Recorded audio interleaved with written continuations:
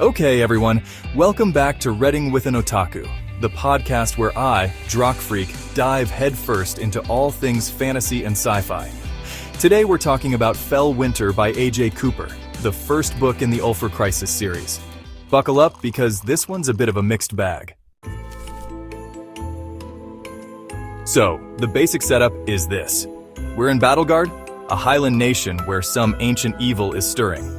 The Ulfar, the original inhabitants and basically death-dealing super bad guys, are waking up from their graves thanks to an Ulfar witch. The dead are walking, the High King's throne is looking shaky, and there's tension brewing between the common folk and the descendants of some legendary wardens.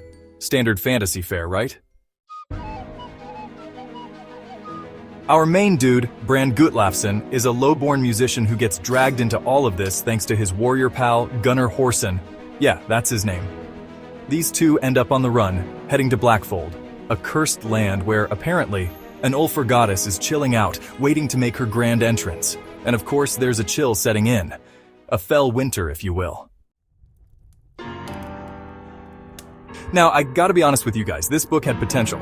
The world building was kinda intriguing. The idea of these ancient, powerful Ulfar is pretty cool. But, and this is a big but, this book had some serious issues. My main gripe is the pacing.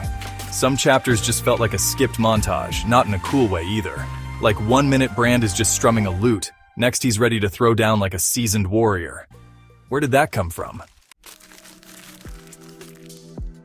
And the character development felt erratic, like they were just throwing darts at a board and somehow they landed on characters. Then there were the character deaths. I was so bummed about some of them. They could have been so much more important to the story if they had just been kept alive. And let's talk about the Mother Idol, supposedly some terrifying, dangerous magical object. Turns out, getting to it and destroying it wasn't that hard.